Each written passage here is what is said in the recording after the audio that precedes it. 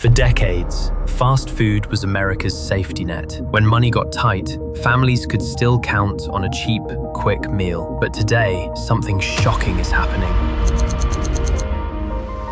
McDonald's parking lots are emptier, drive-through lines are shorter, and prices on the menu are making customers stop and stare. The very industry built on affordability is cracking, and what's happening inside these restaurants may be one of the clearest warning signs of trouble ahead for the entire US economy. This isn't a small dip or a temporary slowdown. Across the country, fast food traffic is falling fast. McDonald's, the most powerful name in the industry, has seen foot traffic drop by more than 3% in a single quarter. Strip out new store openings, and the real decline is closer to 4%. That may not sound dramatic, but for a business that survives on non-stop volume, it's a serious problem. When Americans stop showing up to the cheapest restaurants in town, something deeper is going wrong. The reason is simple, but uncomfortable. Fast food isn't cheap anymore. Menu prices have climbed year after year since 2020, far faster than wages. What used to be a $5 meal now creeps toward $10. A quick stop for two can cross $20 without trying. That price breaks an invisible psychological line. At that point,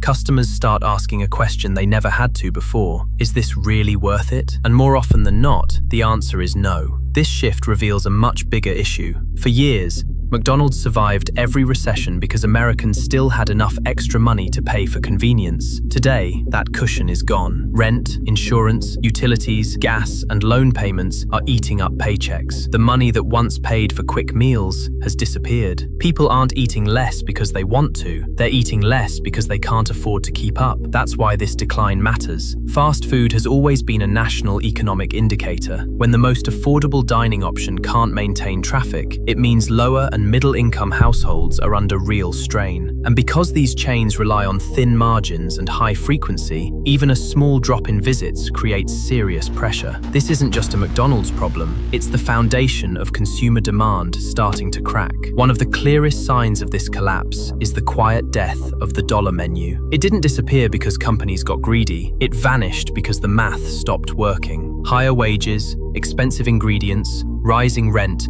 and soaring insurance costs make $1 items impossible. Today, that same value menu sits at $3, $4, or $5. The bargain that defined fast food for generations no longer exists. This breakdown hits franchise owners the hardest. These are the people running the restaurants day to day, absorbing rising costs while watching customer volume fall. A small 3% drop in traffic can wipe out an entire store's profit. Many owners are buried under debt from remodels and upgrades required by corporate offices. With interest rates high, even successful locations are struggling just to break even. And the damage isn't limited to McDonald's. Wendy's, Burger King, and Jack in the Box are all seeing traffic declines, some as high as double digits. Add changing eating habits, reduced government assistance, and even appetite-suppressing medications, and demand keeps shrinking. Closures, reduced hours, and staff cuts are becoming common. This looks less like a bad year and more like an industry recession. So what's the takeaway? Fast food isn't collapsing because Americans stopped loving burgers. It's collapsing because Americans are running out of financial room. When households are forced to cut spending, convenience is the first thing to go. That's why this moment matters. Here's the question to think about, and drop your thoughts in the comments. If Americans can no longer afford fast food, what does that say about the economy as a whole? Because history shows us this. When everyday habits change on a massive scale, bigger shifts usually follow, and fast food may be the first domino to fall.